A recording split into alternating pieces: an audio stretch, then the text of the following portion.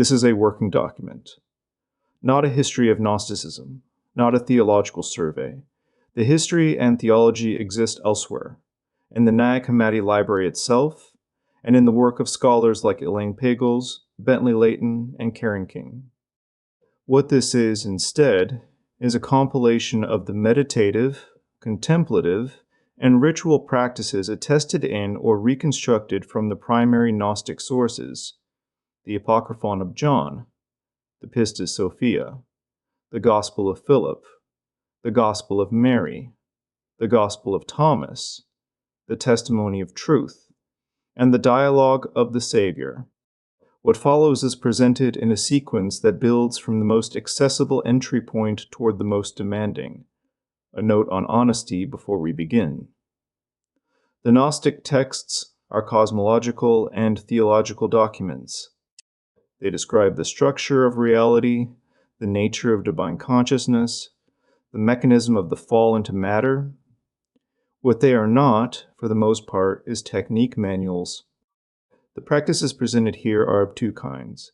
Some are directly attested, specific formulas, specific instructions preserved in the text themselves. Others are reconstructions, practices consistent with Gnostic theology that have been developed by modern practitioners working from the primary sources. Where the distinction matters, it will be named. You don't need to believe any of the cosmology to work with these practices. The Gnostics themselves were not particularly interested in belief. The word they used was gnosis, direct knowing, not faith in propositions. Most of what follows can be engaged as phenomenological work. You observe your own experience, apply a method, and evaluate what happens. The cosmological framework is offered as context, not dogma. Let's begin with the framework. What you need to understand before working with these practices. We start with the pleroma, before the material universe, according to the Gnostic texts, specifically the Apocryphon of John, composed in the 2nd century and preserved in several manuscript copies. Before matter, before time, there was only what they called the pleroma. The word means fullness, not heaven in any religious sense, not a place you go after death. The pleroma is described in the Apocryphon of John as the ground state of consciousness itself, infinite, self-aware, without form or limitation, containing all potential without expressing any of it yet. The Apocryphon calls its first principle the monad, a monarchy with nothing above it. It is invisible. It is ineffable. No one can comprehend it or reduce it to any form. It is immeasurable light, pure, holy, immaculate. This is not the God of the Hebrew Bible. The Gnostics were explicit about this. The monad is not a being with preferences, not a creator who makes the world in 6 days and rests on the 7th. It is the substrate of awareness itself. What remains when you strip away every concept, every image, every definition of divinity you've ever encountered. From the monad, through a process, the texts call emanation rather than creation, a fullness of divine consciousness unfolds. Not created from nothing, emanated, the way light emanates from a source that is never diminished by how much light it gives.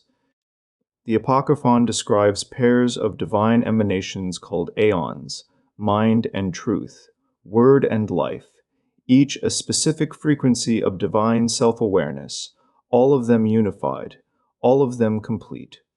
This is the pleroma, a state of consciousness in which separation does not exist, in which there is no lack, no death, no time taking things away.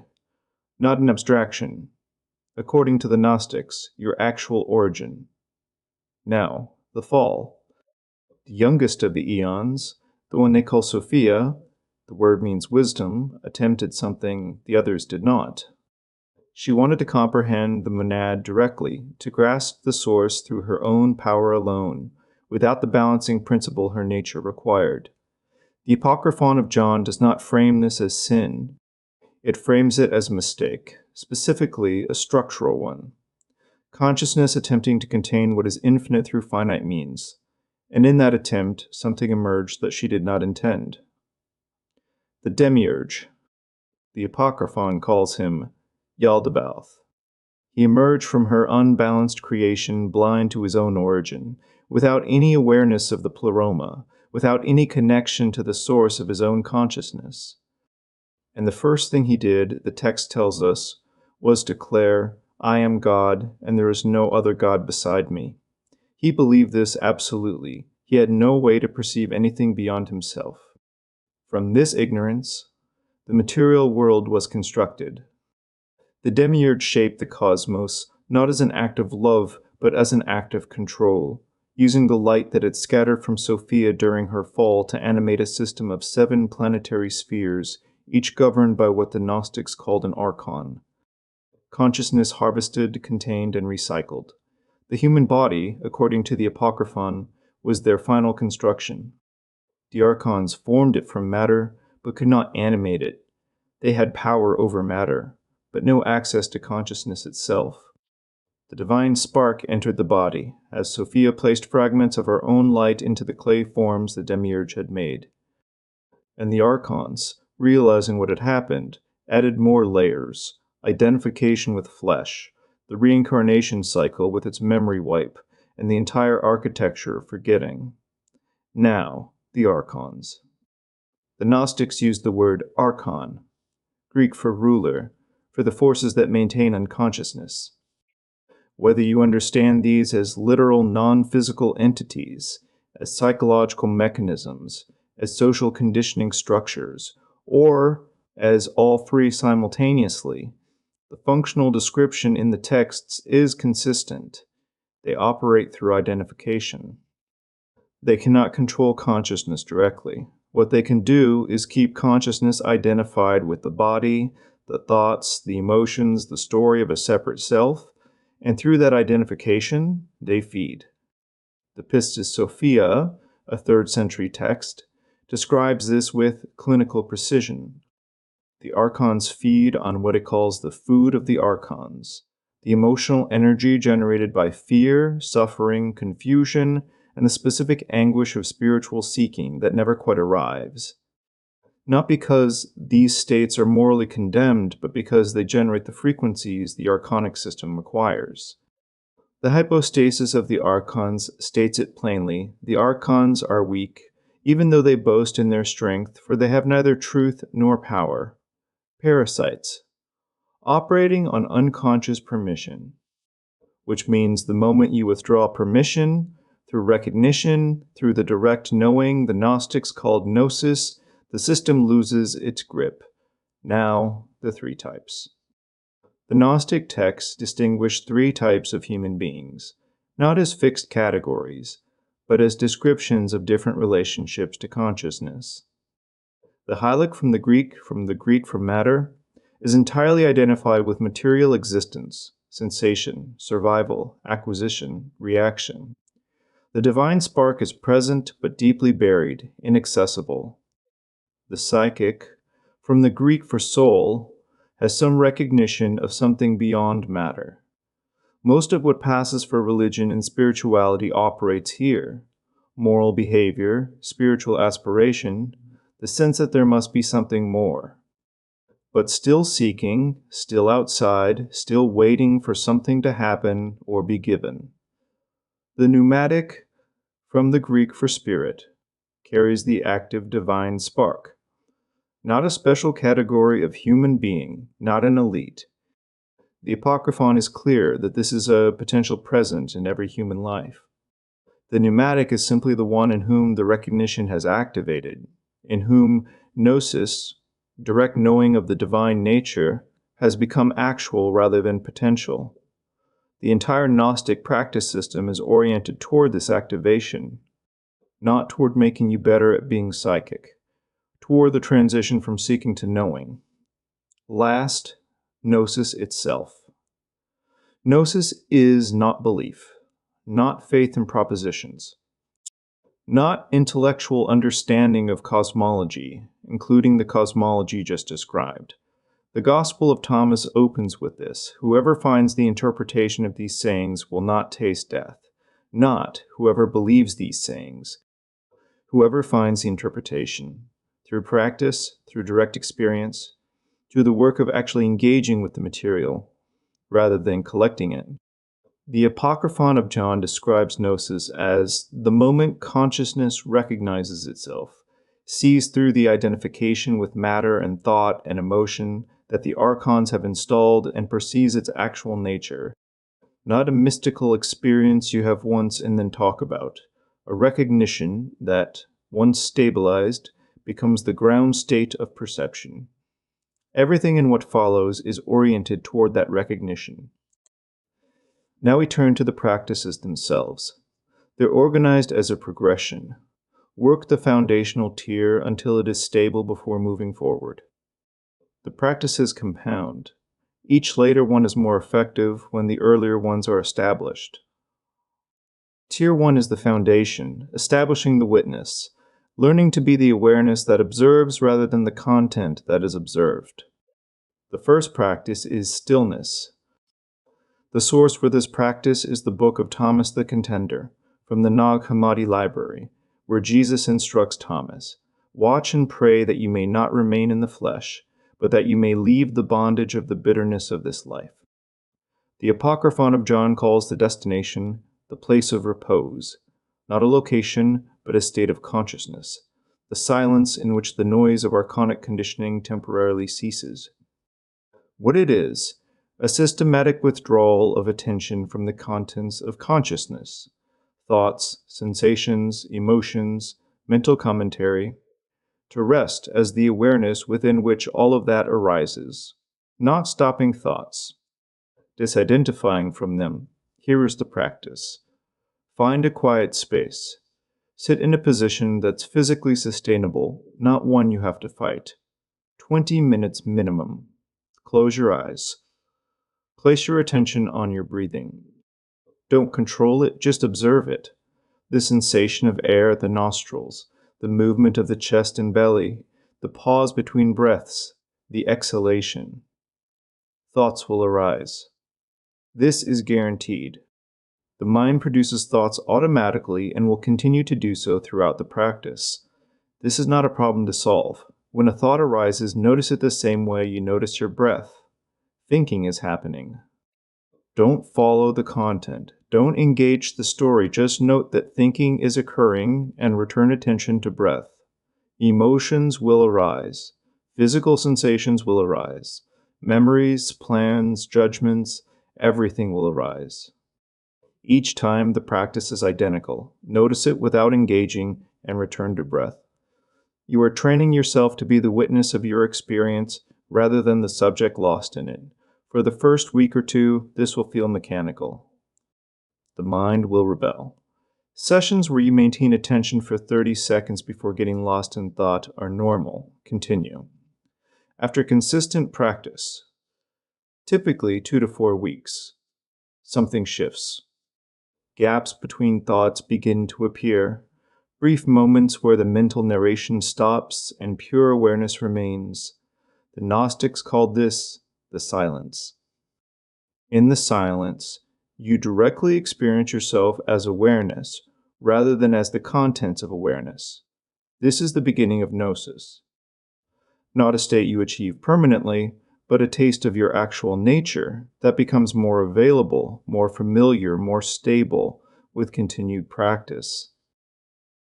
The daily commitment is 20 minutes, at the same time each day if possible. Non-negotiable. The second practice is differentiation. The source here is the testimony of truth from the Nag Hammadi Library. The body is a tomb, the soul is imprisoned in it, but the spirit is not the soul. The spirit is what observes the soul trapped in the body. The Valentinian teacher Theodotus, writing in the middle of the 2nd century, called this learning to stand as the witness. Not a practice you perform occasionally, but recognition of what is always already true. What it is, direct observation of the 5 layers of identification that constitute the archonic overlay, the garments, as the Valentinians read Genesis, that the archons clothed consciousness in after the fall into matter. There are 5 layers. The first layer is the body. You were taught from birth that you are this body. Every sensation is labeled as mine, my pain, my hunger, my pleasure. The identification has been building since before language. But notice this. You are aware of your body right now. You can feel its weight, its temperature, the position of your hands. The awareness registering these sensations is not any of them. The body has changed completely since you were 5 years old. Different cells, different structure, different capacities. The awareness that has been present since your earliest memory has not changed. It was there when you were 5. It is here now. You are not the body. You are what is aware of the body. The second layer is thought. The mind generates a continuous stream of commentary, planning, remembering, judging. Because thoughts appear in your awareness, you believe they are your thoughts. The voice in your head becomes you. But notice, you can observe a thought. You can watch it arise, move through awareness, and dissolve. If you were the thought, you cannot observe it. The fact that you can observe it proves you are not it. You are not your thoughts. You are what is aware of thoughts. The third layer is emotion. Fear, anger, joy, sadness, desire. When these arise in your awareness, you claim them as yours. I am afraid. I am angry. The language of emotion is identity language. But emotion arises in awareness, intensifies in awareness, and fades from awareness. The awareness itself is not emotional. It does not become afraid when fear arises. It registers fear without being afraid. You are not your emotions. You are what is aware of emotions.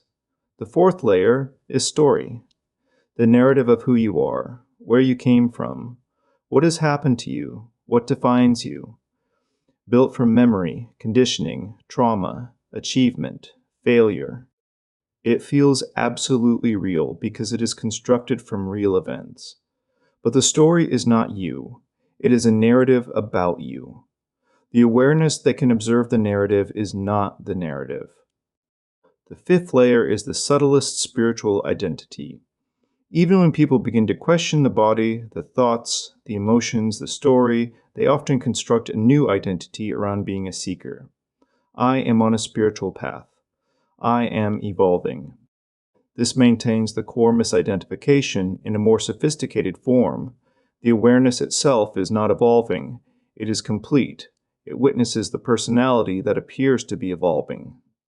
Here is the practice. Sit in stillness as before. Once you have settled, begin moving through the layers deliberately.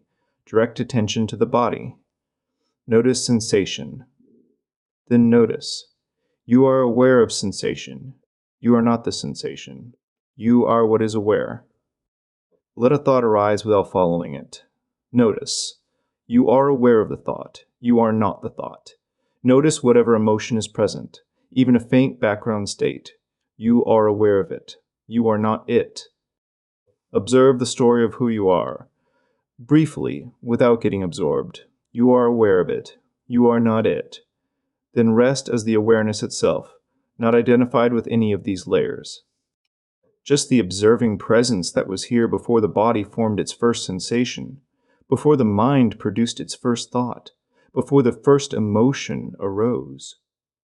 This is what you are, not the contents. The space in which the contents appear. Do this for 15 minutes following the stillness practice. And in daily life, at any moment ask, what am I aware of right now? Am I the awareness or the content? The third practice is root attention and direct inquiry.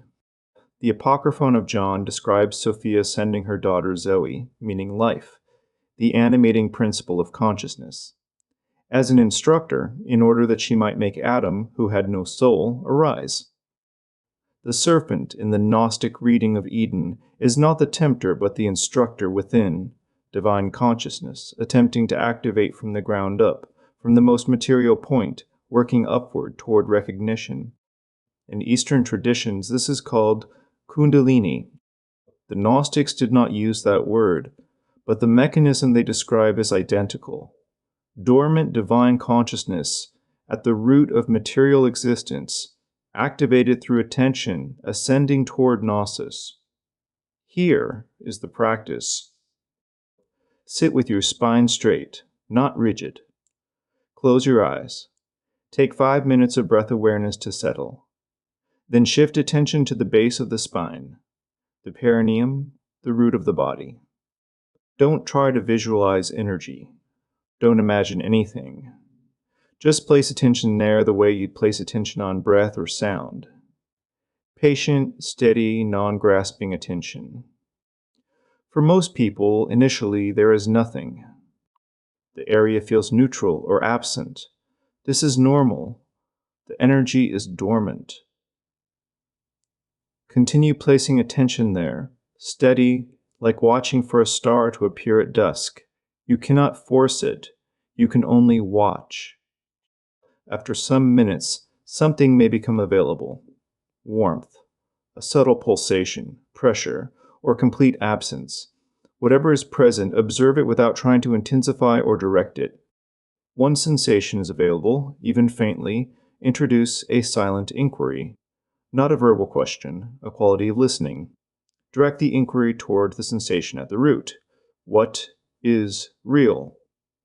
Not what do I think is real, not what have I been taught, what is actually real right now.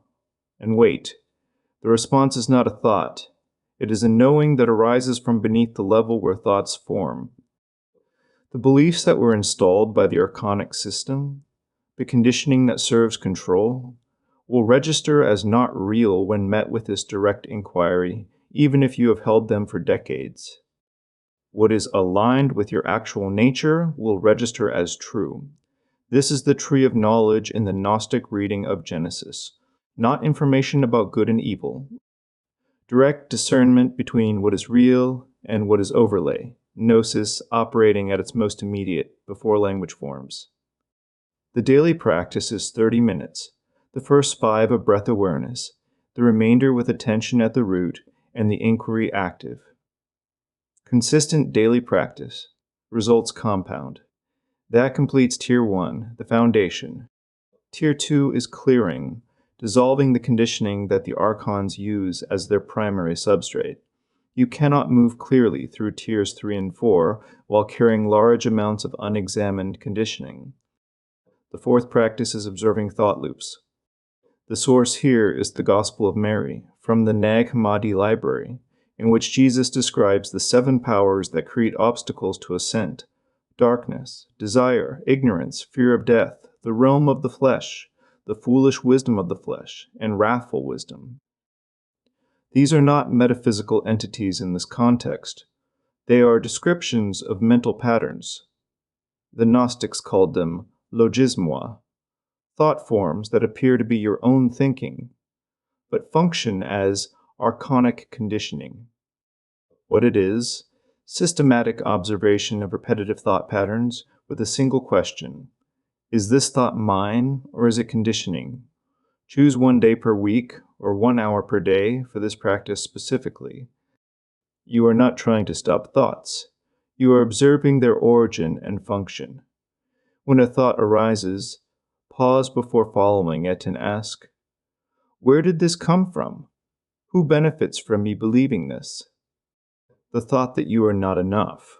Who installed that? The thought that you need to acquire something to be complete. Who benefits from that? The thought that you are separate from other people, fundamentally alone, fundamentally at risk. Who taught that? You will begin recognizing patterns, the same thoughts arising at the same kinds of moments, the same internal voice with the same characteristic tone. The voice that says, you're not ready yet, that you need more preparation, that this isn't the right time. The Gospel of Mary maps these as stages of the soul's ascent being blocked by specific powers. Darkness is confusion about your own nature. Desire is the belief that something external will complete you. Ignorance is forgetting the pleroma, forgetting what you actually are. Fear of death is complete identification with the body. The realm of the flesh is obsession with physical sensation at the expense of awareness. Foolish wisdom is intellectual understanding that never becomes direct experience. Wrathful wisdom is spiritual pride, using gnosis as another identity. As you observe, you will see these patterns operating. The key recognition is this: if you can observe a thought pattern, you are not that pattern. You are the awareness that sees it. This creates what the Gnostics called separation from the passions. You still experience emotions and thoughts, but you are no longer completely identified with them. And without complete identification, the archonic feed is interrupted. A note of caution: this practice can be destabilizing. Discovering how much of what you took for your own thinking is conditioning. This is disorienting. It should be. The false structure has to become visible before it can be seen through. The stillness and differentiation practices are the stabilizing foundation. Do not attempt sustained belief deconstruction without them. The fifth practice is emotional transmutation. No single Gnostic text provides a step-by-step transmutation practice, but the principle appears across multiple sources. The Gospel of Thomas puts it this way: when you bring forth that which is in you, this that you have will save you. If you do not have it within yourselves, this that you do not have within you will kill you. What is within you includes the full range of emotional experience, including the lowest frequencies. Suppression of these energies does not neutralize them. It leaves them as archonic substrate. Transmutation does. What it is: working with low-frequency emotional states. Fear, anger, shame, grief. Not by suppressing them and not by indulging them, but by bringing concentrated awareness to the pure sensation beneath the narrative. When you separate the sensation from the story, the energy transforms. The Gnostics understood this as genuine alchemy, the base material of reactive emotion becoming something the archonic system cannot use. When a difficult emotion arises, or when you sit down and deliberately bring one to awareness, bring your attention to where it lives in your body. Fear typically lives in the chest, a tightness, a constriction, a hollowness. Anger lives in the belly, heat, pressure, a gathering force. Shame lives in the throat and chest simultaneously, a contraction, a desire to become smaller. Grief has its own texture, often diffuse, a kind of weight. Find the sensation precisely, not, I feel afraid. Where exactly? What quality? Sharp or dull, moving or still, warm or cold? Then breathe directly into that sensation, not to make it go away, to fully meet it without the story. Fear without the thought that something bad is going to happen is just energy in motion through the body. Anger without the thought that you have been wronged is just heat and pressure. Shame without the thought that you are defective is just a particular pattern of muscular contraction. When you hold the sensation without the narrative, it moves, it shifts, the quality changes. What was tightness becomes spaciousness. What was heat becomes a kind of clarifying force. What was contraction opens. This is not the same energy at a different intensity. The frequency has genuinely changed. Archonic feeding requires the complete package: sensation plus story, emotion plus identification. The transmuted energy lacks the component the system feeds on. This is not a separate practice session, but something applied continuously. Whenever a difficult emotional state arises, use it. The trigger is showing you where archonic conditioning still has purchase. The emotion, properly met, becomes information and fuel rather than suffering. The sixth practice is stabilization under intensity. This one is reconstructed from the Valentinian training method, drawn from multiple second-century sources, including the excerpts of Theodotus and fragments of Valentinian liturgical material from the Nag Hammadi library. The Valentinian school was known for systematic contemplative training, not just philosophical study, but actual practice under increasingly difficult conditions. What it is, the witness position established in Tier 1 collapses under intensity. Pain pulls awareness into the body. Fear pulls it into thought. Desire pulls it into emotion. The archons exploit this. Stabilization training is systematic exposure to intensity while maintaining the witness, training the capacity to remain as awareness even when the contents of consciousness are demanding. Here is the specific exercise from the Valentinian tradition. Set a timer for 5 minutes. Sit without back support. Do not move. As the minutes pass, your body will generate increasingly compelling reasons to shift position. Your back will ache. Your legs will want to move. Your mind will construct very persuasive arguments about why adjusting is reasonable, even necessary. Do not move. Observe. Notice the pain. Notice the discomfort. Notice the mental arguments. Notice the emotional frustration building. And notice that throughout all of this, you are aware of every sensation, every thought, every emotion. But the awareness itself is not in pain. The body is in pain. The awareness is observing the body in pain. When the timer ends, move. The pain will disappear within moments, proving it was never you. It was something happening in the body you were aware of. This 5-minute exercise is a direct demonstration of the differentiation practice, but under intensity, not just in quiet meditation. Begin with 5 minutes and extend the duration over weeks and months. The Valentinians also trained in deliberately triggering emotional states, contemplating losses, fears, betrayals, and observing them without becoming them, and in deliberately practicing in chaotic or overwhelming environments, markets, crowds, places where sensory input is high. The goal is a witness position that holds under any condition, not just in quiet rooms. Tier 3 is activation, practices that actively invoke the pleroma, not merely clearing archonic material, but bringing pleroma frequencies directly into the field. Do not attempt these without a stable foundation in tiers 1 and 2. The 7th practice is pleroma name recitation. The Apocryphon of John contains extended sequences of divine names, the eons of the pleroma, the emanations from the monad.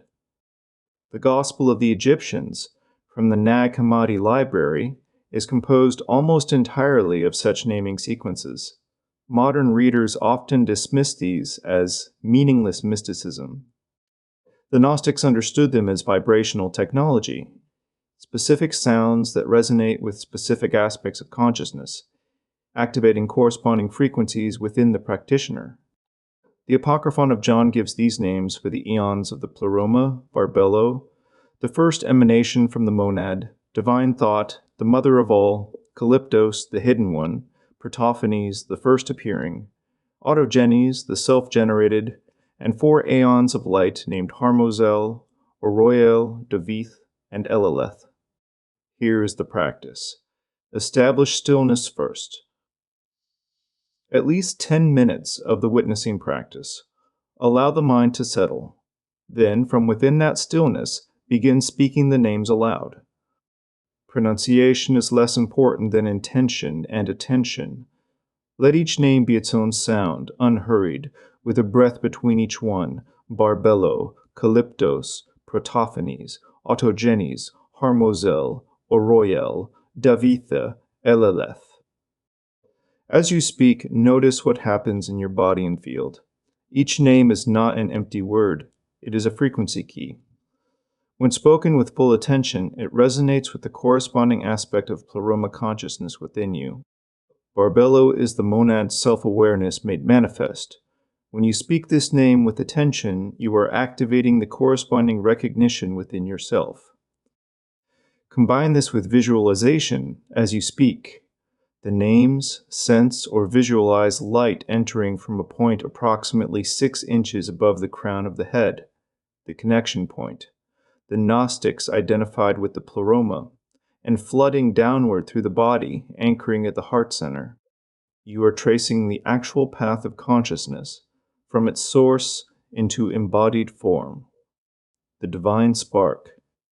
Sophia placed in matter, recognizing and strengthening its connection to what it came from. Continue for 15 minutes after the initial stillness practice. The 8th practice is the bridal chamber.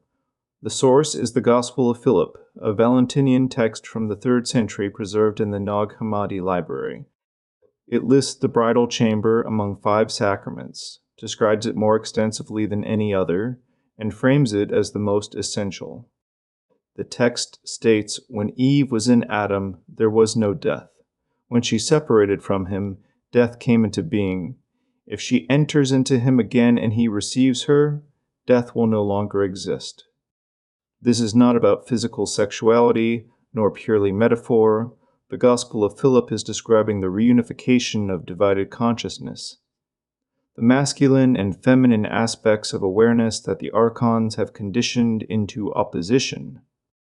In the pleroma, the aeons exist paired and balanced, each complete with its counterpart.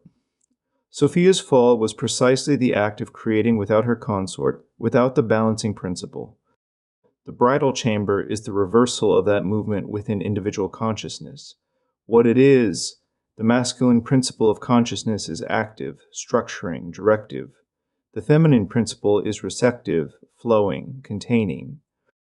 Every human being, regardless of physical sex, carries both. The archonic system conditions these into conflict. Men are trained to suppress receptivity as weakness, women to suppress directivity as unfeminine. This internal fragmentation keeps consciousness divided against itself, and divided consciousness is easily manipulated. The bridal chamber is the practice of reuniting them. In meditation, after establishing stillness, bring awareness to the quality of your own consciousness in this moment. Notice which principle is dominant. If you consistently act, achieve, direct, structure, and struggle to receive, rest, soften, allow, the masculine principle is overdeveloped, the feminine suppressed. If you consistently flow, adapt, receive, respond, and struggle to set clear limits, direct your energy, hold a disciplined structure, the feminine principle is overdeveloped, the masculine suppressed. Work deliberately with the suppressed aspect. If the feminine is suppressed, practice receptivity. Meditate on allowing rather than doing. Notice where you can release control. Practice receiving help and support without deflecting. If the masculine is suppressed, practice directed activity. Set a clear intention at the start of each session. Establish and hold a boundary. Give your energy a specific direction. Over weeks and months, visualize both aspects as present simultaneously within your field, not in opposition, not in alternation, but in what the Gospel of Philip calls the embrace, active and receptive, structured and flowing, directed and open, both at once. When these are integrated, the archons lose the fragmentation they exploit. You are no longer at war with yourself. Your full resources are available for clear perception and conscious response. The 9th practice is recognition through duality. The Gospel of Philip says, light and darkness, life and death, right and left, are brothers of one another. They are inseparable. Because of this, neither are the good good, nor the evil evil, nor is life life, nor death death. For this reason, each one will dissolve into its original nature. But those who are exalted above the world are indissoluble and eternal. What it is, a recognition practice that uses the structure of duality itself to point toward what transcends it. Everything in the material world exists in opposition. Light requires darkness to be perceived. Life is defined by contrast with death. All dualities are constructs, mental frameworks organizing experience. What witnesses both sides of every duality without being either side is what the Gnostics called exalted above the world. Awareness itself, prior to the duality, unchanged by it. Find a thought you believe to be true. Hold it clearly. Then find the opposite thought. Notice that you can observe both simultaneously. Neither thought is you. You are what is aware of both. Find an emotion you are experiencing right now. Then find or recall the opposite emotion. If you feel some degree of calm, find a memory of agitation. If you feel some degree of anxiety, find a memory of peace. Notice that you have experienced both. Neither is you. You are what is aware of both. Find an experience you judge as good. Find one you judge as bad. The awareness witnessing both judgments is not good or bad. It is prior to the evaluation. It witnesses the experience and the label applied to the experience, and it is neither. When this recognition stabilizes, not as a mental conclusion, but as direct perception, something shifts. The contents of consciousness stop having the power to define what you are. You are observing them, not being them. And in that shift, what the Gnostics called gnosis becomes available, not as a state you achieve once, but as the natural ground of perception, increasingly stable with practice. Tier 4 holds the advanced practices. These confront the archonic system directly. They are most effective when tiers 1 through 3 are established. Attempting them without a stable foundation tends to produce agitation rather than liberation. The 10th practice is field recognition and sealing. The source is the Pistis Sophia, cross-referenced with the Gospel of Mary's description of Mary's ascent through the archonic powers, and the Apocryphon of John's instruction to seal your thoughts with 3 seals, of the Father, the Mother, and the Son. This 3-step practice, recognition, invocation, sealing, addresses archonic attachment at the level of the subtle field, rather than through thought observation or emotional clearing. It is the most directly confrontational practice in the Gnostic corpus. The first step is recognition. The Pistis Sophia describes the moment Sophia first perceives that the light she has been following does not come from the true source, that she has been deceived. Recognition breaks the deception. The archons can only operate as long as they are not directly perceived. Sit undisturbed for 20 minutes minimum. Close your eyes. 3 full breaths to arrive. Direct attention to the field surrounding your body. Not the physical body, but the subtle field extending approximately 3 feet in all directions. Not visualization, just attention, the way you place attention on a sound in the room. Notice any areas that feel dense, heavy, cold, or agitated. These are the points through which archonic attachment operates. Don't try to fix them. Observe with neutral awareness. You may become aware of presences, felt as pressure, as emotional tone, as a sense of something foreign that is not quite your own consciousness. When you perceive them, state clearly, internally, or aloud, I see you. I know what you are. You have no authority over me because I do not consent to your presence. The exact words are not critical. The conscious act of recognition and explicit withdrawal of consent is what functions. The archons operate on unconscious permission. The moment you consciously withdraw it, the attachment point begins to lose its hold. Complete a full scan of the entire field. Take the time this requires, 5 to 15 minutes. The second step is invocation. The Gospel of Mary records the formula. Mary Magdalene speaks as her consciousness ascends through the archonic powers after death. It is a declaration of liberation from archonic bondage through gnosis, the speaking of one's own nature as fact rather than hope. When she speaks it, the archonic powers cannot prevent her ascent. After completing the recognition scan, speak the following invocation aloud if possible. Vocalization carries weight that silent intention does not. I am spark of the living light that existed before this cosmos came to be. I am not matter. I am not body. I am not subject to the powers that rule over flesh and ignorance. What bound me was my own forgetfulness. What oppressed me was my identification with form. I now remember. I now know. I am stranger in this world. I am exile returning home, and I invoke the light that is my true nature, the light that the archons cannot touch, cannot corrupt, cannot extinguish. As you speak, direct attention to the point approximately 6 inches above the crown of the head.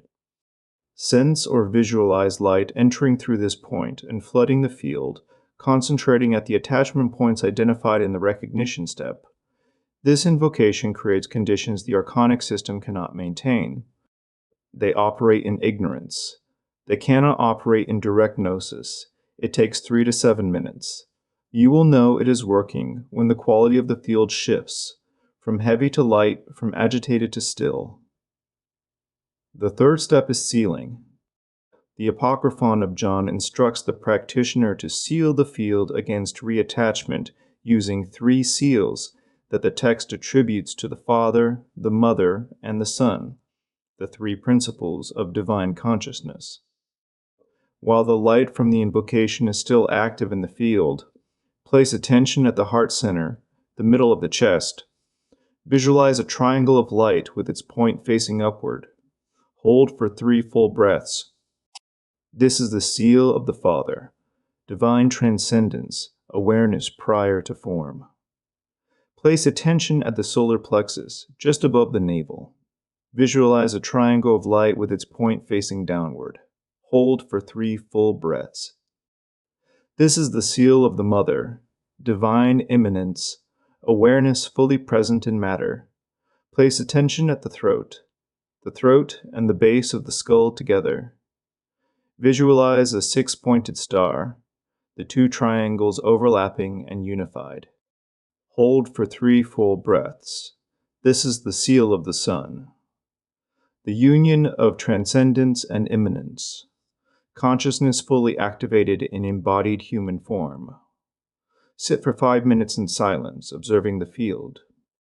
The 3 seals are not magic symbols with inherent power. They represent a specific configuration of consciousness, transcendent awareness, embodied presence, and unified expression, active simultaneously, that is structurally incompatible with archonic attachment.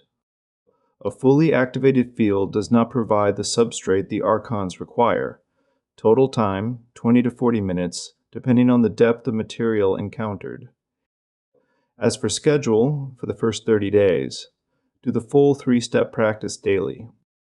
During the 2nd and 3rd months, do the full practice every 3rd day with an abbreviated version, just the invocation and the sealing. On the days between. During months 4 through 6, do the full practice weekly, abbreviated when needed. After 6 months, monthly maintenance is enough. One morning, within the first 72 hours of beginning this practice, archonic interference may increase, more intrusive thoughts, disrupted sleep, unusual external friction. The Pistis Sophia describes this exact pattern when Sophia first calls out to the light. The archons intensify their attack. It is temporary. It indicates the practice is working. Continue through it. The intensification breaks within 5 to 7 days in most cases. The 11th practice is ascend through the spheres. The source is the Pistis Sophia's detailed cosmological architecture of the 7 archonic spheres, cross-referenced with the Apocryphon of John and the Apocryphon of James. The Gnostic cosmology maps 7 levels of archonic conditioning corresponding to 7 planetary spheres. Working through them systematically in meditation is described as the embodied ascent. Moving through the levels of conditioning while still alive, so that when the body dies, the consciousness is not encountering these layers for the first time. The Pistis Sophia gives names for the archons governing each sphere, but for the work described here, what matters more than the names is the specific conditioning each sphere governs, because it is that conditioning you are observing and naming. The first is the moon sphere, governed by an archon called Kalipata, and it governs survival programming, the constant background anxiety about safety, the body's compulsive monitoring for threat, the need to eat, sleep, reproduce, avoid danger, operating below the level of conscious choice. This programming is necessary for biological survival. The work here is not to eliminate it, but to become conscious of it, to observe the survival drive rather than being it. The second is the Mercury sphere, governed by an archon called Yao, and it governs transactional consciousness, the conditioning that reduces everything to exchange, relationships as value transactions, spiritual practice as a means to an end. Even your own consciousness becoming something you are working to improve rather than something you simply are. The third is the Venus sphere, and it governs desire. Not physical desire specifically, but all desire, the relentless sense of incompleteness, the belief that something outside of you will make you whole, a relationship, an achievement, a state of consciousness. Even enlightenment itself becomes another desire, another thing being sought that is not yet here. The fourth is the Sun sphere, and it governs ego identity, the sense of being a separate self, a continuous I, looking out at the world through your eyes. This is the deepest level of structural identification. Not that the ego doesn't function, it does, and must, but the belief that the ego is what you fundamentally are.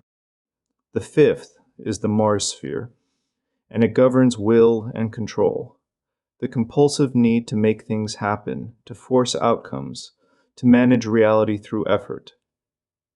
Exhausting and ultimately ineffective. The alternative is not passivity but alignment, moving with direct knowing rather than with conditioned willfulness.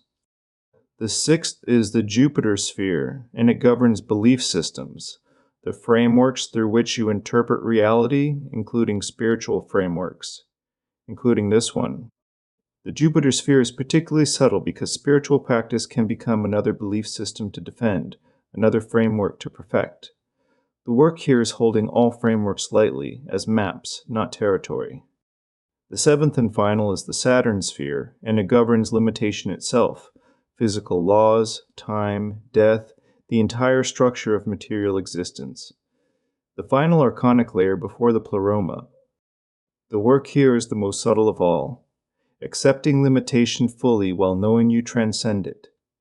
Yes, you are bound by physical laws while embodied. Yes, this body will die.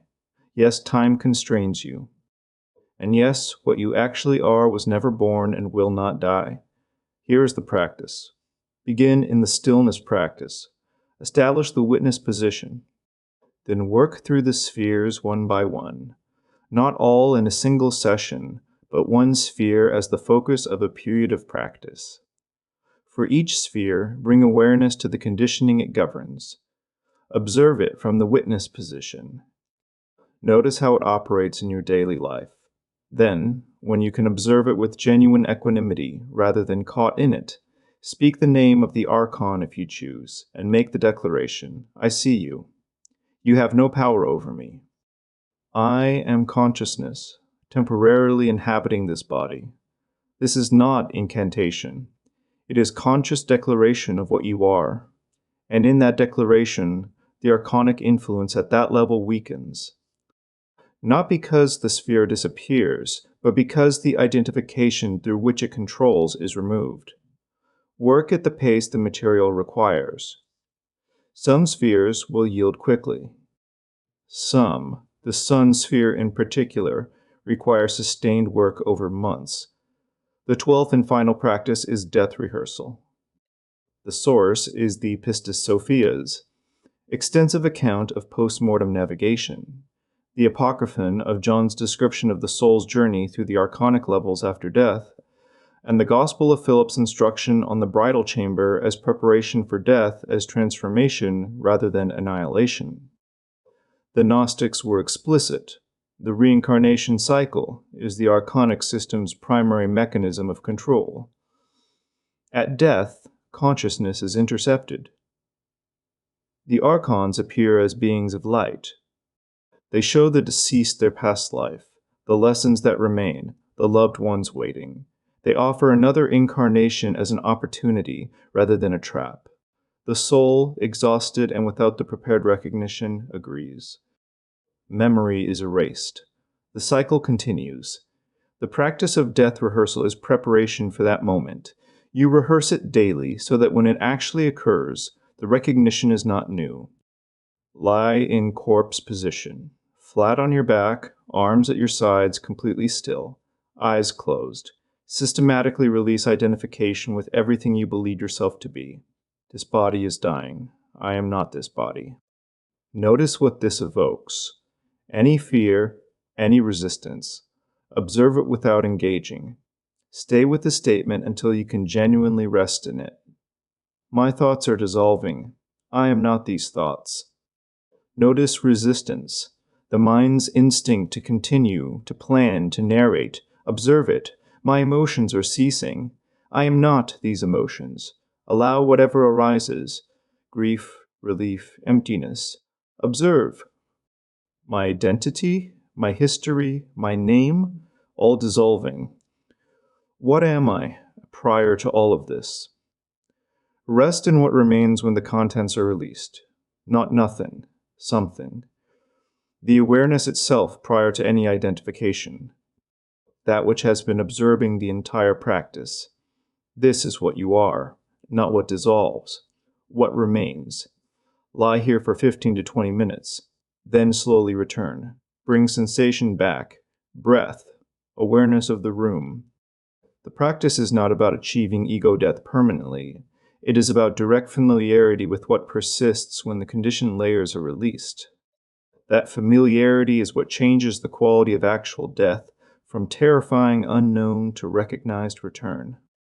The Pistis Sophia and the Apocryphon of John also preserve specific death passwords, formulas for the soul's navigation after death, declarations to be spoken when the archons appear at each level and attempt to redirect consciousness back into incarnation.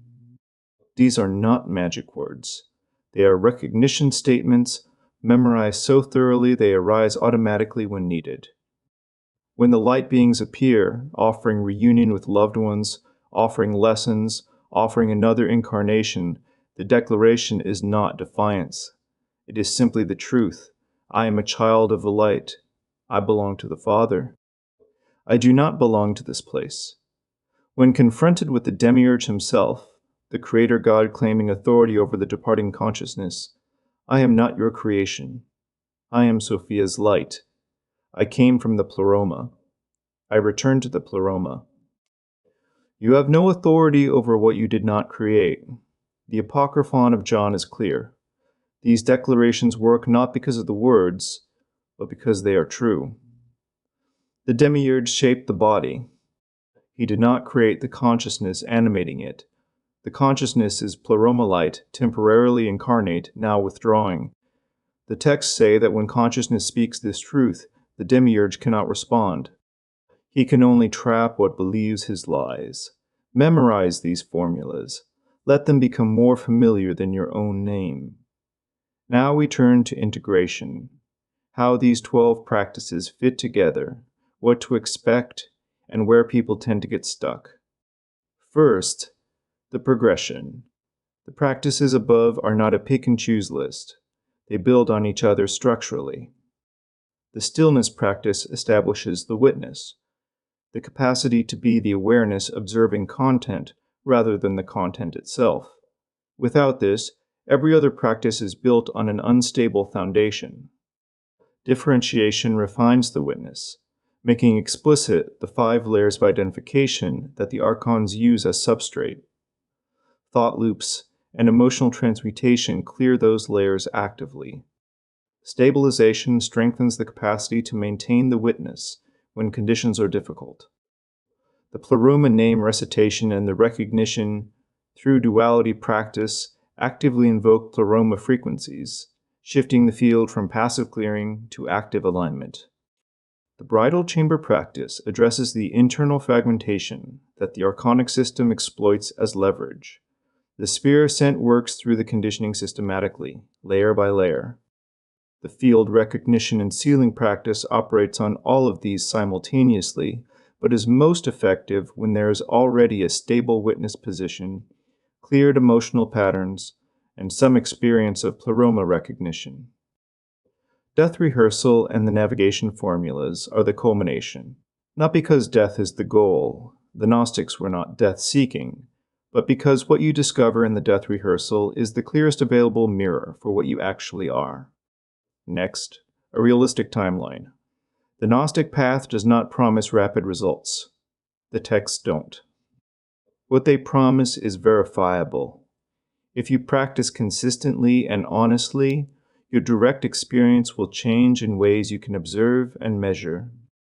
The first 30 days, with the foundational practices established daily, are about building the basic capacity, the witness position becoming familiar, the thought loop observation beginning to show you what your conditioning actually looks like. The first 6 months, adding the clearing practices, extending the stillness, beginning the pleroma name recitation, are about building a genuinely different relationship to your own mind and emotional life. The first year or two, as the Tier 3 and Tier 4 practices come online, is when the structural transformation becomes unmistakable.